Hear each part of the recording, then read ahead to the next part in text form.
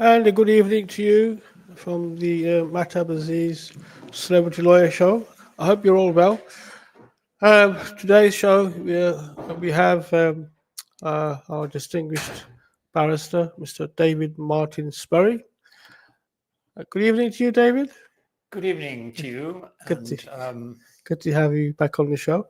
Now, I know one of the things I should say that results in you having such a good track record with the work you do is probably your advocacy.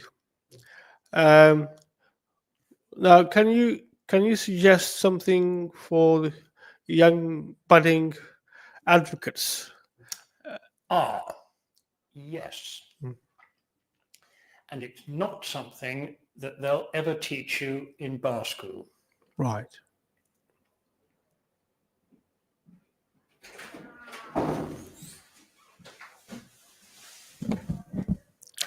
Yeah, sure. Yeah. Total silence Yes. for however long it was. Yes. The longer you make it, the better. And then everyone leans forward and says, Right. is you right? Yes. Yes. And at that stage, they're listening. Right. Right. And I sometimes lecture young students. And I say, how would you start off a closing speech to the jury? Right. And they stand up and they say, put their hands in their Yeah. pockets like this, and they say, members of the jury. Yes. And then they go off.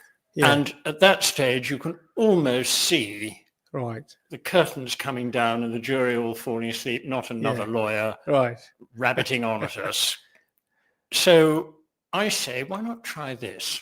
Mm. And then you stand up and you look up at the ceiling and you look slightly puzzled. Mm. And you put your head sideways and they're wondering, it's his turn to say something. Why isn't he saying anything? Yes. Yes. And then once you've got all their attentions, you Right. then say, it's not quite as easy as that. Right. Right.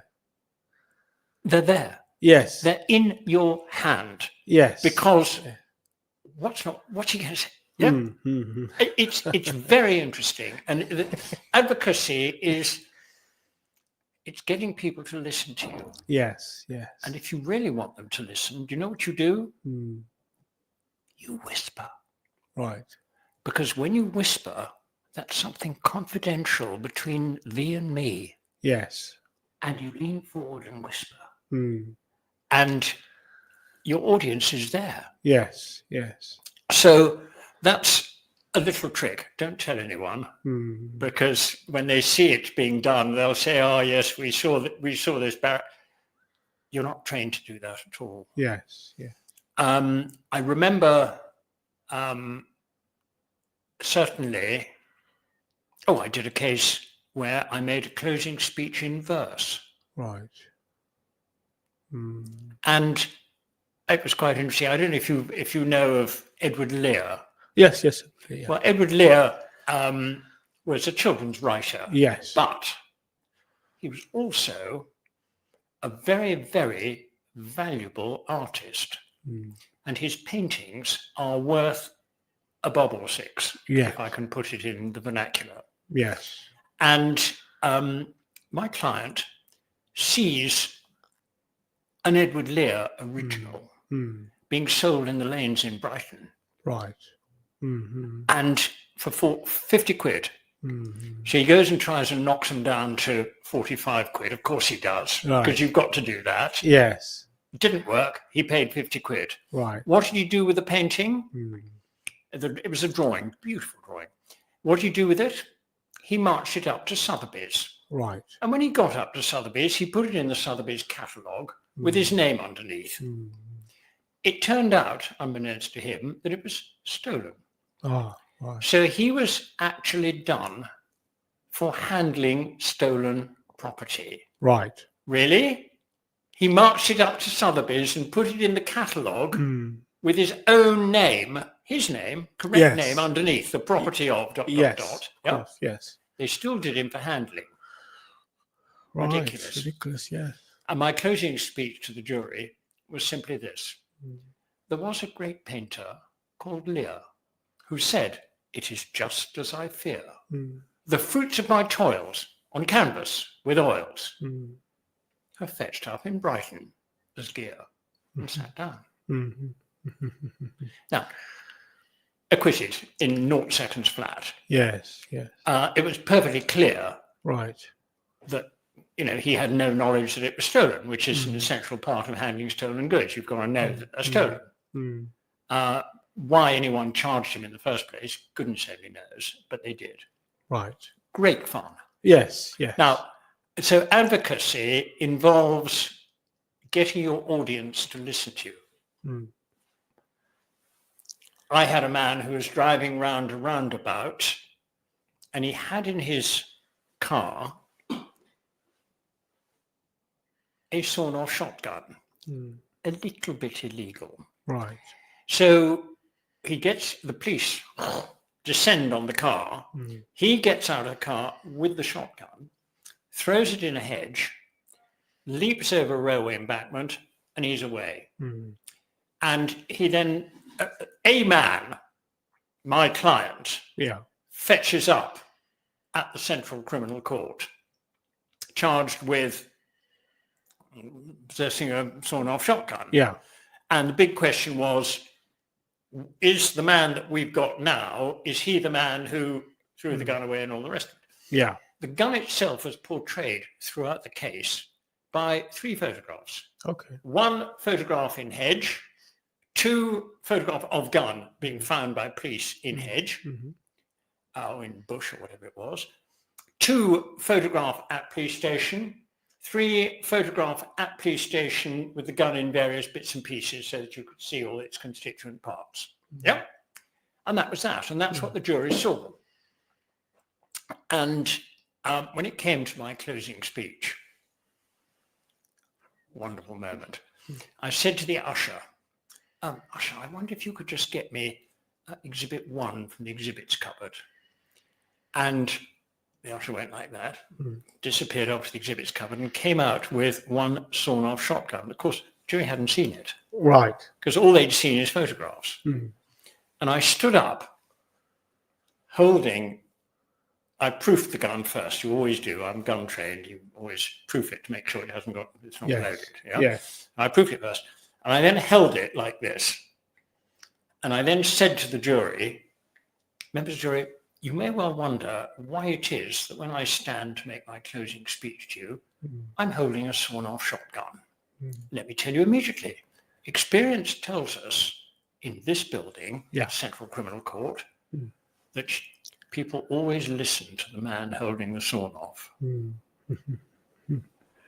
So I'm not suggesting that everybody should try that, but in terms of advocacy, it's getting you to listen to me. And I very often tell jurors, you can, whether you agree or disagree with me, that's for you. But if you're not listening to me, that's my fault. Right. So advocacy is getting the other person to listen to you. Right. And if you're selling ridiculous ideas, well, so be it. But not all ideas are quite as ridiculous as they sound. Right, right. I see. Extraordinarily. I mean, yes. I understand. I mean, in terms of, I mean, when you obviously you do your advocacy, it's before the court, and really and truly your audience is the jury, because the judge obviously is just sort of interferes or comes in on points of law, or if the judge feels that something hasn't, Well, the judge is like the referee. He runs the court. Yes. He directs the jury on points of law. Yes. And if you want to have an argument with the judge, you don't do it in front of the jury. You say, you make your points, and the judge will then either rule in your favor or against you. Right. That's fine. But whatever he does rule, that's the law. Yes. So there would be, So we wouldn't expect. So you wouldn't really be expected to give, you know, metaphorical or sort of flamboyant examples when you're actually speaking to the judge, because the advocacy in that sense, to try and express something that someone understands, is probably more reserved for the jury. But when you speak to the judge, obviously the judge is going to have a no nonsense sort of business like sort of approach. Yes. And I tell the jury, Yeah. You've got directions from the judge. Right. You will follow those. Hmm. Because he tells you to follow them, and he is the referee. Right. And those you follow. But as far as the facts are concerned, they're for you. Okay. And the facts, of course, are where cases often go wrong. Yeah. And one of the things that troubles me is that the Court of Appeal has a way of reinterpreting the English language. Right. Now, strangulation. If anyone wants to look up strangulation in the dictionary, they will know that throttling somebody to death. Yeah. Yeah. Yeah. And if it doesn't kill them, it's attempted strangulation. Yeah. No, says the Court of Appeal. They have redefined strangulation as putting pressure on somebody's neck. Right. Any pressure. Mm-hmm. That is strangulation. So if you put pressure on somebody's neck,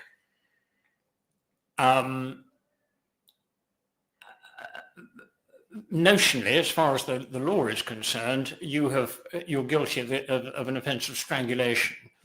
And imagine going through life as the man with a conviction for strangulation. Yeah. What? When in fact all you've done is you put pressure on somebody's neck. Now, maybe you shouldn't put pressure on somebody's neck. In fact, there are very few occasions when you could, but to change the English language is ridiculous. Let me give you an example. Mm-hmm. Very often,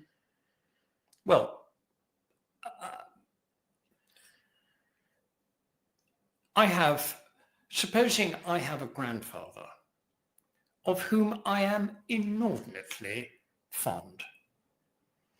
And I'm very proud of him. He's a wonderful man, but he's blind. And he's very ancient. And he says, oh, you know what I miss? I miss the sea. I'd love to go and just soak in the smell of the sea and hear the waves. Yeah? So you see, I tell you what, I've got just the place. We'll go down to such and such a place, and we'll go for a walk along the top of the cliffs. Yep. And he says, wonderful. And so I take him there, and we get on the path on the top of the cliffs, and we're walking, and I suddenly say, oh, listen, wait there, don't move. I forgot my telephone. Yes. And I must have it with me just in case. Yeah, don't move. I'll be back. And I run back to the house, to the hotel or wherever we're staying. Yeah. I'm away for 5 minutes. And I come back. He's not there. What's happened? The path was on the cliff top. He took one step that way, over the cliff, body down on the rocks, way down there, dead. Mm-hmm.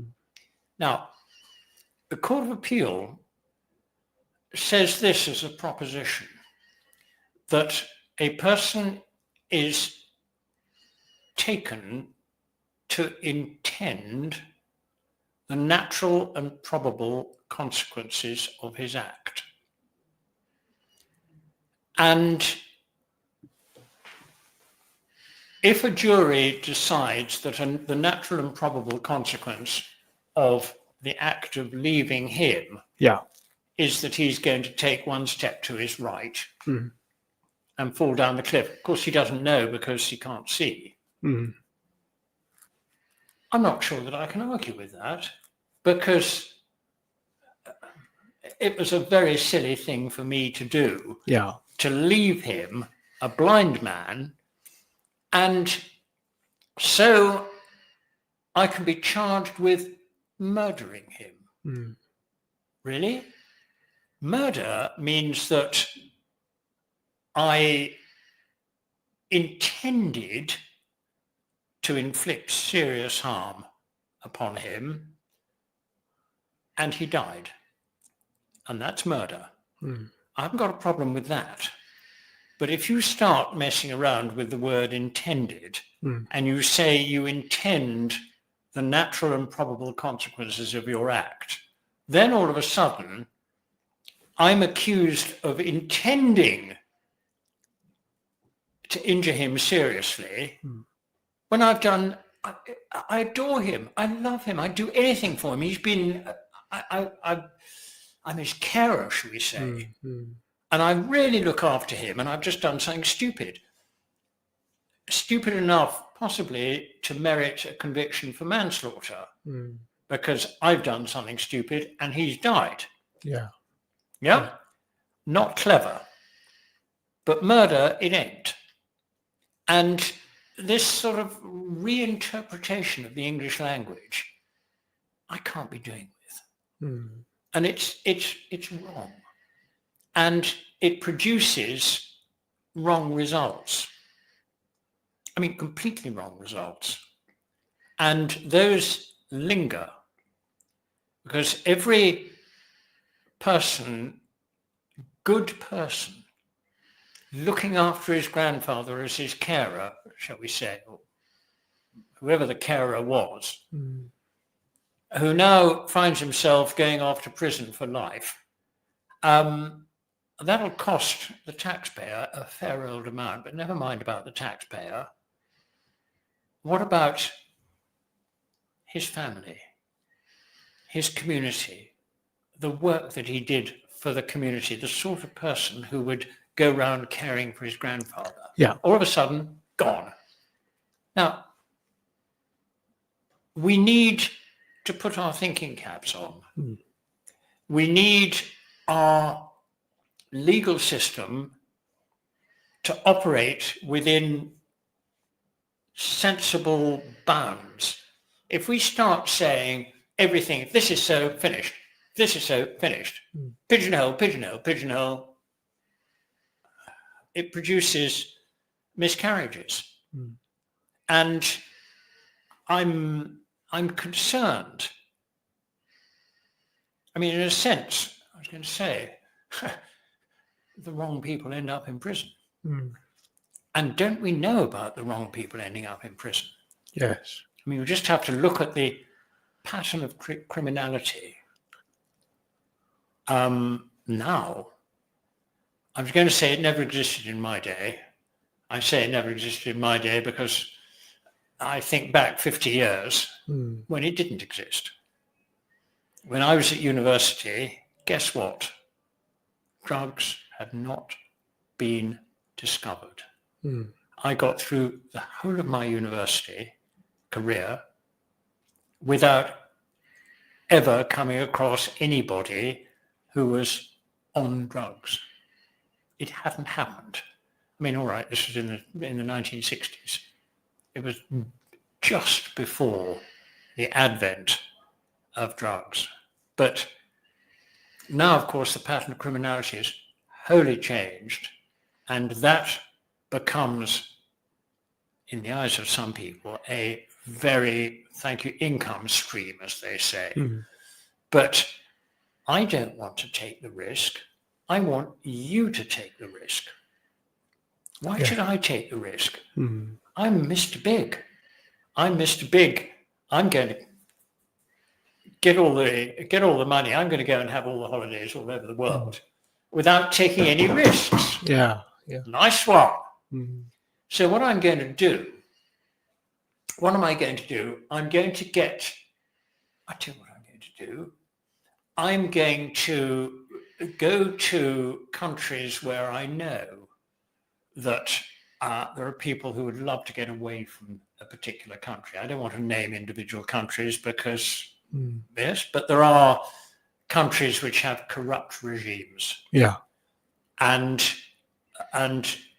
good people want to get away from those countries. Yes. And of course, sometimes people ask me, well, are you in favor of immigration? And I say, I'm against immigration. And they look at me like this. And I say, yes, because the reason I'm against immigration is that what happens is that we sweep the cream off the top. Yeah.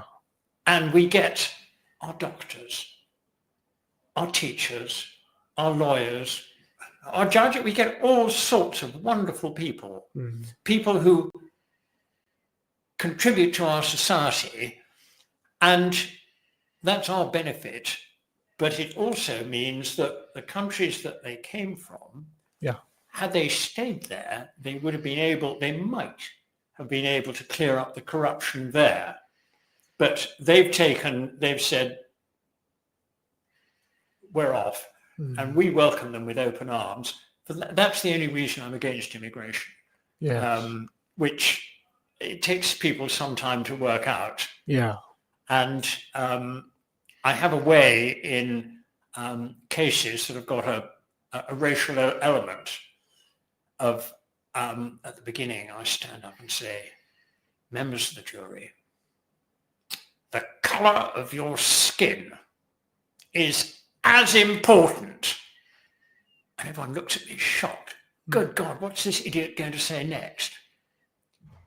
As the colour of the socks that you're wearing. Yes. And that's true. It does not matter. God, in his wisdom, the closer you were to the equator, the darker your skin, so that you didn't get burnt by the sun's rays. And then when people started moving around the world, people with dark skin went to the north, as it were, all over the world. Interesting. What do people people with white skin like doing in the summer? Going to the beach, lying there and getting brown. That's right. Very often going down to wherever it is, the south of France or Italy or whatever, and Spain, lying in the sun and getting brown. Yes. But the test, and this is statistical, you can't get away from it, the number of doctors, good people who have come from distant parts of the world, wherever from the Middle East, the Far East, Africa, whatever, the number of doctors who caught COVID in the north of England, hugely out of proportion to the numbers of doctors. Yes. The ones with darker skin caught COVID. Reason, because their skin filtered out the vitamin D, and so they didn't have the defenses that other people did have. Right. And I suppose that makes you think, maybe God knew what he was doing when he gave people who lived closer to the equator darker skin. Yeah. And that's why I say the colour of your skin, members of the jury, is as important as the colour of the socks that you're wearing. And that, that's a piece of advocacy as well, because you pause. The colour of your skin, members of the jury, long pause. And the jury are all shocked. God, what's he going to say now? Yes. And then out it comes, and you make your point that it really, really doesn't matter at all. Well, that's my view. Right. Yeah. Yes. Well, Paul Simon and Art Garfunkel will agree with you and say that silence is golden. So. Well, yes. You know, there is value to it. Let's put it that way.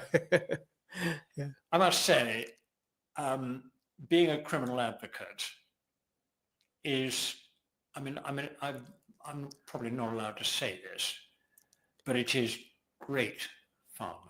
Yeah. I use fun not in the sort of traditional sense, but I suppose I see myself as an overgrown schoolboy. Yeah. And the terrible thing is a lot of other people see me as an overgrown schoolboy as well. Yeah. Never mind. Sure. And the overgrown schoolboy, if he spots something that doesn't fit, Right. and you very often get judges saying, "Monsieur, you always spot things that don't fit, don't necessarily fit." Yeah. But don't worry yourselves too much. You can't get every. Oh yes, you can. Yes. You show me a puzzle where there's a bit that doesn't fit, and I'll show you a puzzle that has got a mistake in it. Yes. Yes. Yeah. And so what I do is I then I put on my thinking cap, my schoolboy's thinking cap, and I say, what would make that fit? Well, if there was something going on to my left, that would fit. And I then invent, good Lord, there is something happening to my left. And I invent this little fact.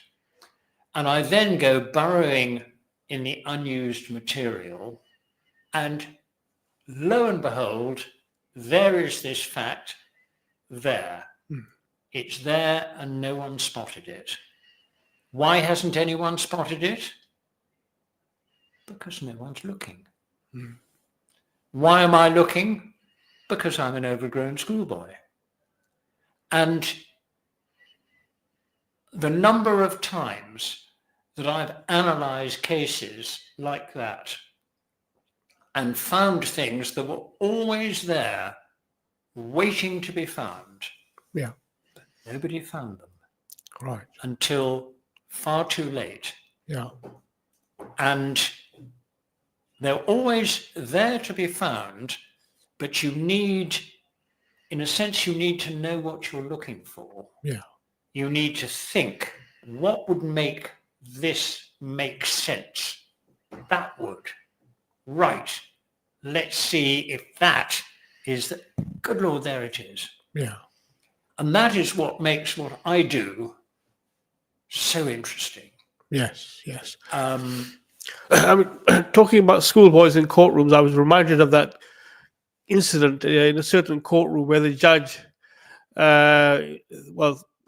asked the barrister to leave because he looked like Harry Potter. His dress was not suitable for the courtroom. Yes, I mean, it's an interesting one because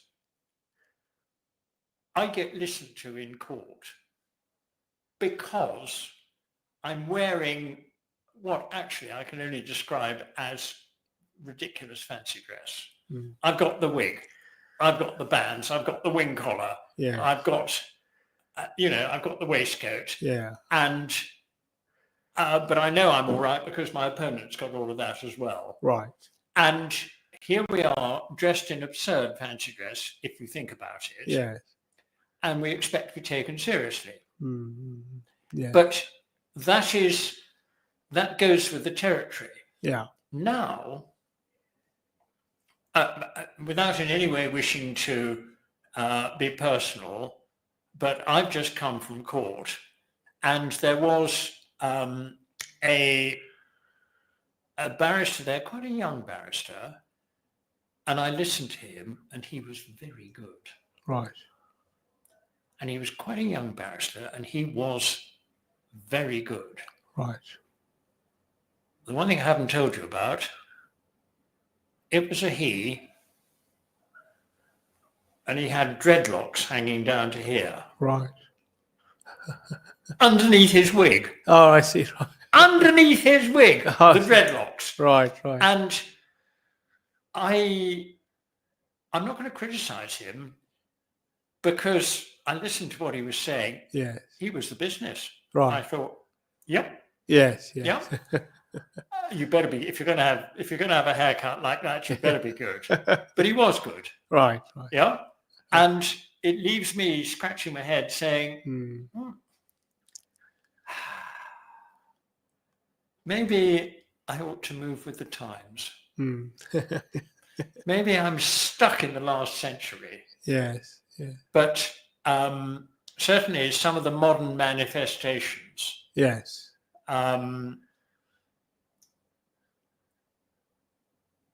I must say, in my day, I say in my day, I mean, it still is my day, and I hope it'll carry on being my day. I have every intention of practicing I've been practicing for the last 54 years. Yes. And I wouldn't mind getting up to 64 or even 65 years of practice. I was called in 1971. So, yes. Right. I hope I've got another decade at least in front of me. Yes. Great fun. But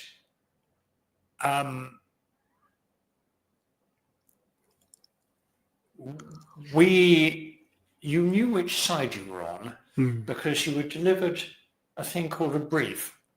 And the thing about the brief is that it was never brief. It was always rather complicated.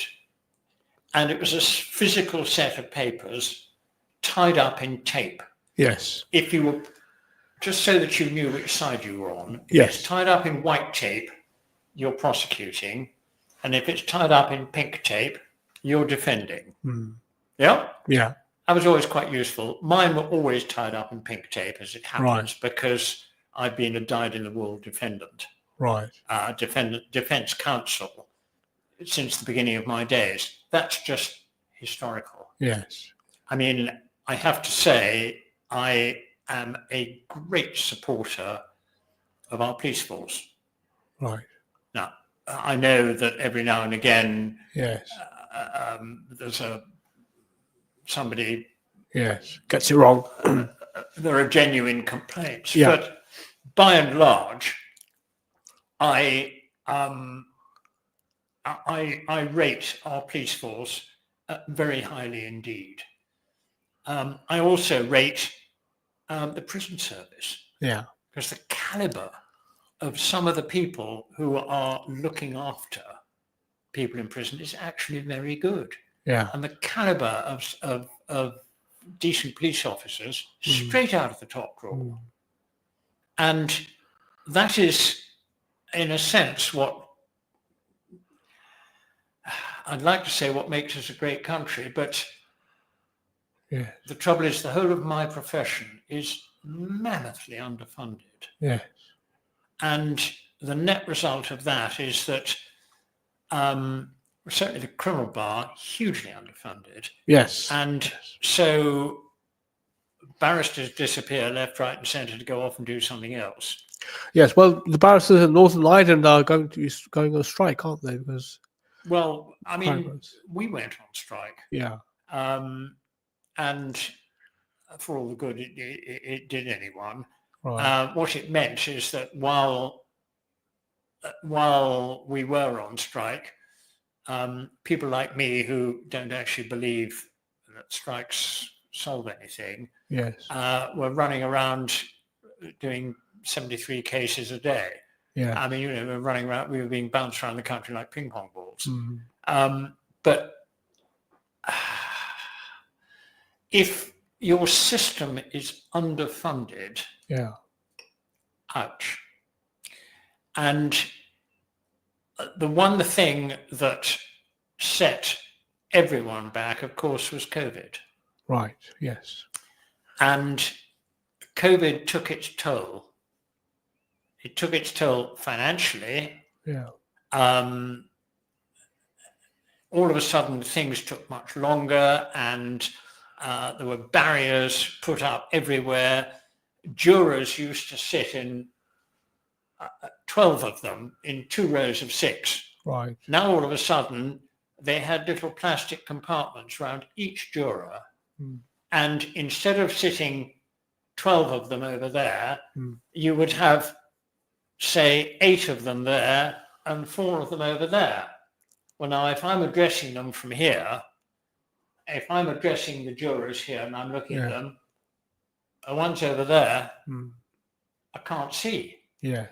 So I don't want to keep on having to do, you know what I mean? I mean, you need,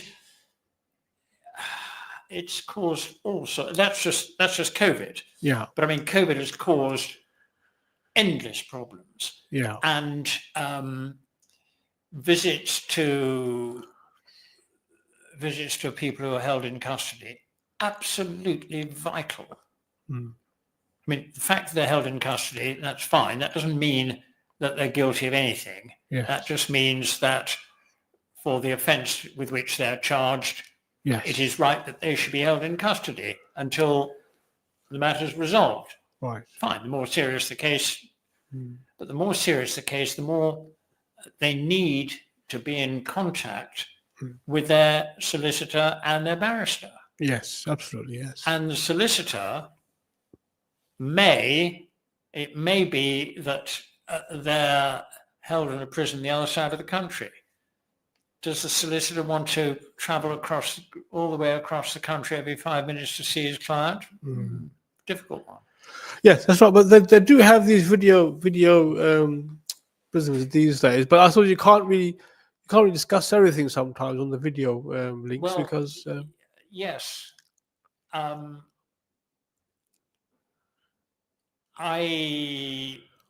have got all sorts of. I've got recent cases of medical appointments being held by CBP over links. Right. And of course, when you know you're being broadcast, is a defendant going to feel free to say what he wants to say or not? It's a difficult one. I mean, certainly, I told you the high regard that I have for the police in most cases. Yes. And I tend to give advice to people to say, if, and this is strictly between us, I don't even tell the solicitor this, but if you have information that you think the police would be very interested in, arrangements can be made for that information to go to the police and you will get credit for it. And that, of course, it has to be done in a very, in a sense, secretive way, so that nobody else knows that this particular person is being a snitch or being a grass or whatever nasty word you want to use. Yeah. But once it comes to sentence, if you've been of assistance, telling the police things that they didn't know and that they want to know, they need to know, there is a way of that getting back to the court in something called a script that you don't see, only the judge sees it. Yeah. And the judge takes into account. And I do remember one case, which was a multi-handed drugs case that I did, 20 years ago. And I'd given my client that advice, and he had taken it, and he provided very good information, all completely under the counter. Not even my solicitor knew. I didn't know what the information was. Right. But I told him, if you can, that's that, and it'll get back to the judge. And when he came to be sentenced, he was sentenced with all his co-defendants, and they all got whatever they got, and he got 8 years. big old sentence.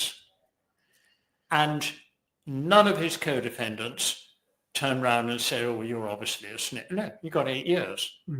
What did the judge do? 1 week later, had him back, resentenced him, take away the 8 years, substitute for it, 2 years suspended. All right. Mm-hmm. Yeah. Now, that was the judge recognizing the importance of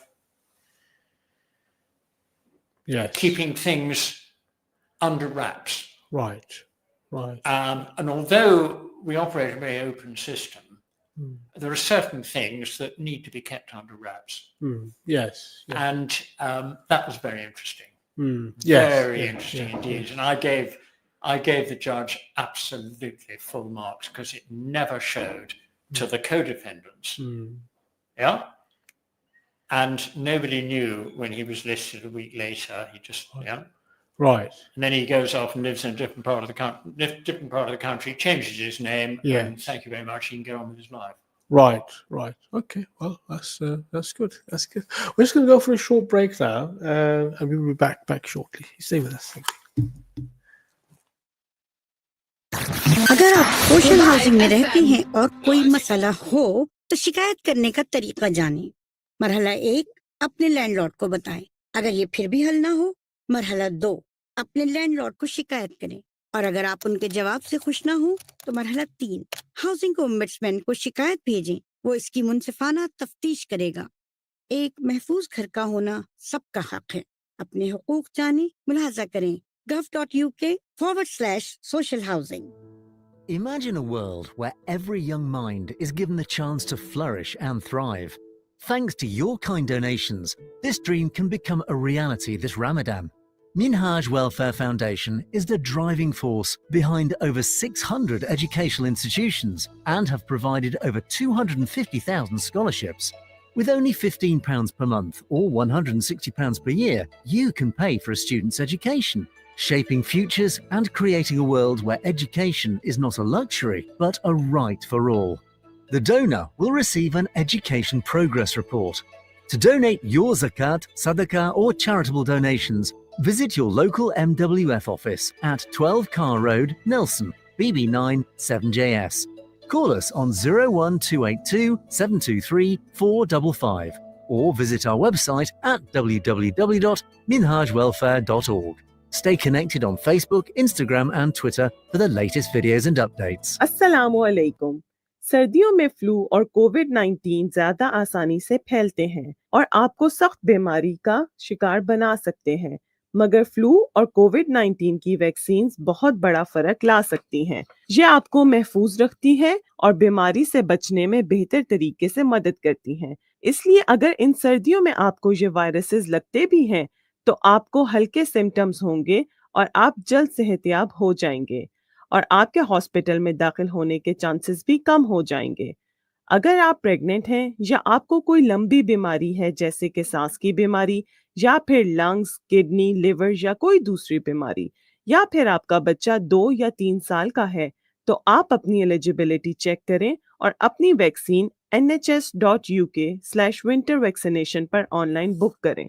vaccine हासिल कीजिए और अपने आप को मजबूत कीजिए। शुक्रिया। Minhaj School of Islamic Sciences provides quality Islamic education for children aged between 5 and 15 years old. As well as teaching classical Islam including Tajweed, Fiqh, Seerah and Aqidah, we endeavour to equip children with essential Islamic manners, morals and values. Here at MSIS, our experienced teachers create an inspirational learning environment where we strive to cater for the needs of every child. For enrolment inquiries, inquire in person at Minhaj School of Islamic Sciences, Monday to Friday, 5 to 7 p.m. at 292-296 Romford Road, or email admin.edu_london@minhajuk.org. Did you know?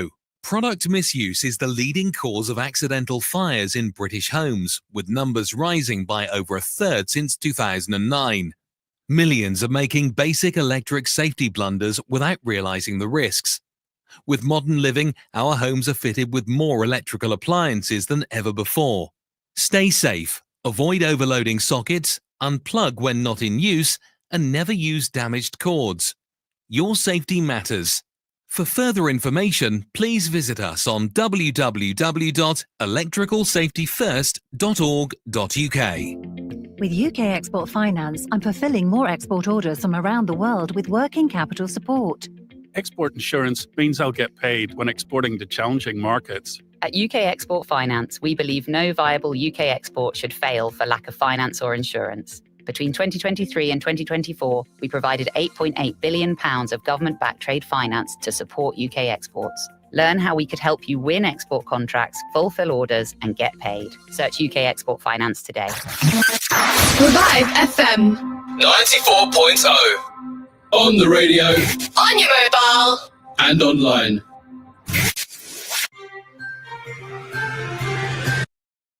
And welcome back to the Mahtab Aziz Celebrity Lawyer Show.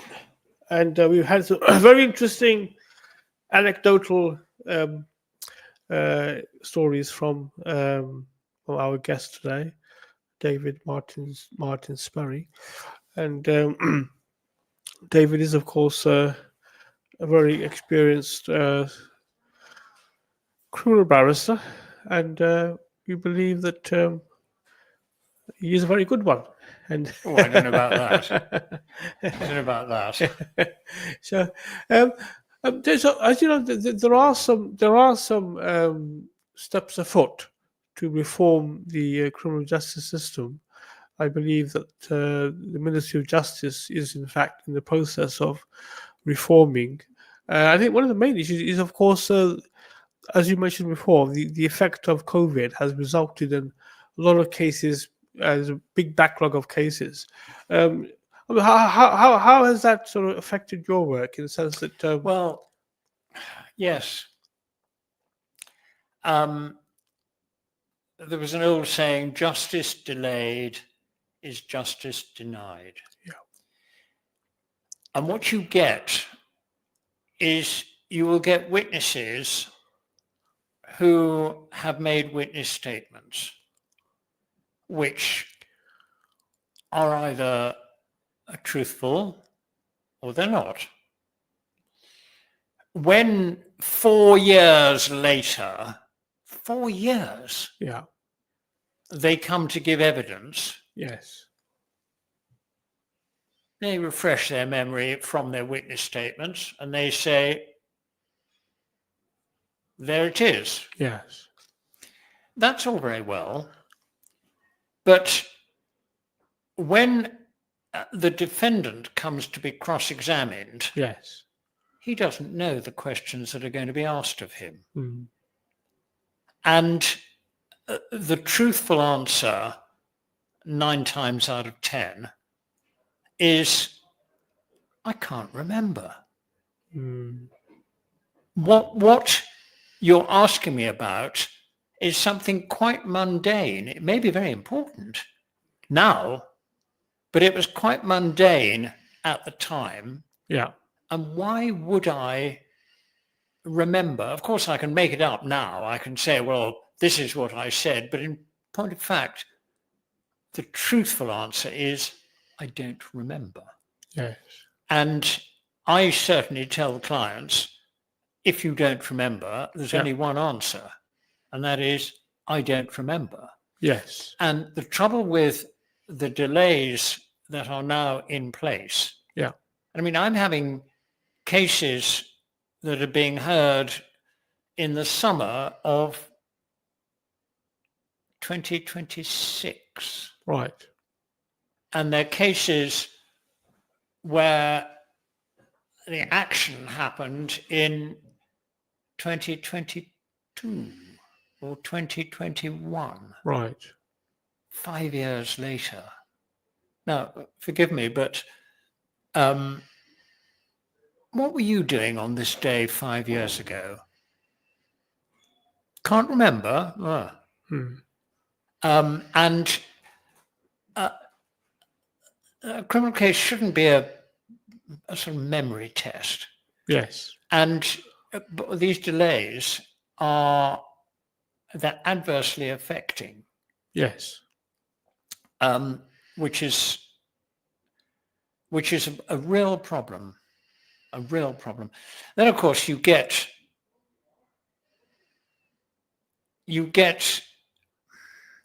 things that I always end up saying didn't exist in my day. Yeah. But you know what I mean. Yes. You get, I don't know, complainants. Yeah. I say complainants, people who make complaint. Now, the complaint could be truthful. It could be complete nonsense. They could be making the complaint because they resent the fact that the person about whom they're making the complaint has gone off with a new partner. Yeah. Yeah. And they then post that on the internet, and immediately they get 101. Oh well, if I were you, I would do this. Yeah, and take them to court, and you'll get recompensed. Yeah. And so on and so forth. And then all of a sudden, you get all sorts of influences coming into play that shouldn't be there. Yes. And you get people adopting as fact what other people suggest to them, and that suddenly becomes fact. Yeah. Now, I have an example that I use occasionally of a lady taking two small children for a walk in the woods. And why not? And then she stops and she says, "Look at the tree up there. Can you see the squirrel?" And the two small children, "I can see a squirrel." "What color is it?" "Red." "What's it doing?" "Eating nuts." And I mean, she could almost have said, "What's its name?" "Squirrel Nutkin." But yeah. Yeah, she doesn't go that far. Yes. Red squirrel eating nuts. Problem. In that part of the country, there ain't no red squirrels. Right. And it's not the nut eating season. And there wasn't a squirrel. However, that little child goes into school the next day and tells all its friends, "I saw a red squirrel sitting up a tree eating nuts." Yes. And the child is the center of attention. Yes. Now, I said there were two little children. The other one burst into tears. Why? Didn't see the squirrel. Why? There wasn't a squirrel. So the one who has adopted what he or she has been told by the mother, who is just playing tricks, as it were, Yes. is all of a sudden has got a story, and that will then enter that person's memory. Yeah. It's a false memory. I mean, if you want to put a word on the end of false memory syndrome, it's a false memory. It is a created image. And from then on, that child will be telling the truth Yes. about a false image. Now, if you're telling the truth about a false image, you're not lying, but you're 100 miles away from getting it right. Yeah. You've got it completely wrong. And the other little child who burst into tears will deem itself a failure because he didn't have a story to tell everyone at school. Yeah. Yeah. And that's false memory syndrome. Yeah. And false memories are, what can I say, they're false. And it's no good suggesting this doesn't happen. Yes, it does. Yeah. And sometimes the person coming out with the falsehood doesn't know that it's false at all. Yes. You might have an incident in the street, and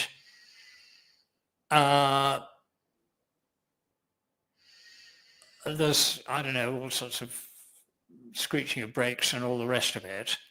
And then I happen not to have been watching because I was looking in a shop window.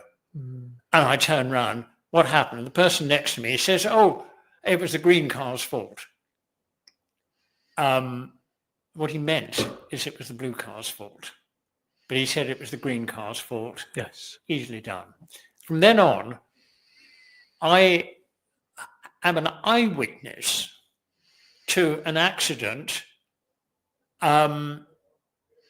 which was the green car's fault. No, I wasn't an eyewitness. I was looking in the shop window. I didn't see it. And I'm given a false set of circumstances which I adopt. And I will then recreate in my mind the account, and I'll then tell the truth about that wholly erroneous account. I'm not lying. I'm just totally unreliable and wrong. Now, ouch.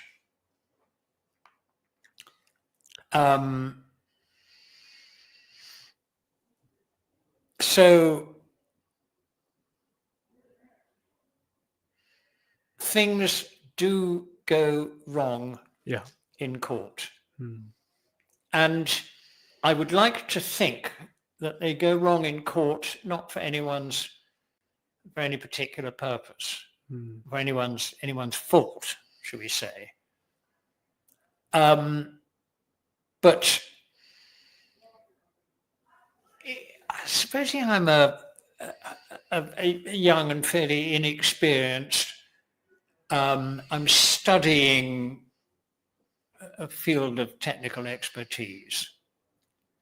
And I'm then fed with just the prosecution case. Oh, well, I know this is what happened. Yeah. And this is the significance of it. And I will then come up with something which is completely wrong. As this is the position. And I'm wrong. Now, the person who should have been doing the account was on holiday and was never contacted. And so they've got this opinion given by an expert, but I've only been an expert for 5 seconds. And it's wrong. But courts will say, there's expert evidence, that's the end of it, thank you very much. Yes. And little things like that totally change history. Yes. See, the trouble with the criminal courts is that they really mean what they say. And judges will say, well, there's the evidence. Once somebody is convicted, they're going to get sentenced on that basis. And when they're sentenced, completely, they had nothing to do with it. Never mind their lives being wrecked, and their families, and their communities, and all the good work that they used to do, all out the window. Yes. I mean, a case that I might have been involved in where somebody leaves a shoe print. And a shoe print in blood. There's a shoe print. I love a nice little murder case with a shoe print in blood. Right. Yeah. And sometime later, and those shoes are, a shoe expert looks at them and says, "Oh yes, well that's a pair of whatever it is. Let's Dr. Martens. Let's invent some shoes called Revive shoes. I don't know why I'm going to call them Revive, but I can, Right. yes, Right. That's a pair of Revive shoes. Yes. Yeah. And then 5 months later, for whatever reason, they go around to somebody's house and they find that there is a pair of Revive shoes. Got him! Now, the fact of the matter is that the shoes that leave the print are more worn than the shoes that are found in this bloke's house 5 months later. Now, it may be that Revive is the right name for these shoes, because if you put them in a cupboard for 5 years, they revive all of their own. That's a rather nice choice of shoe name. Rather like, I mean, you know, if you, I don't know, punch somebody in the eye, they have a black eye. Yeah. But if you see them 5 months later, the black eye will have gone, it will have revived. Yeah.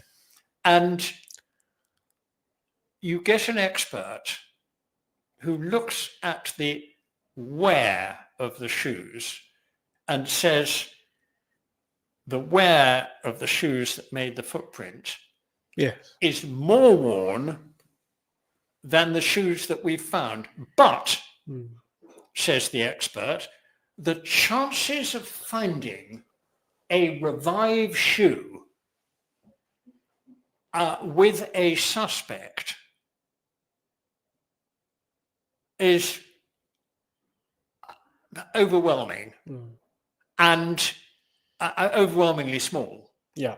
And so I'm now going to say that those shoes that my expertise tells me perfectly well did not make that mark. Right. Could have made the mark, did make it. Yes.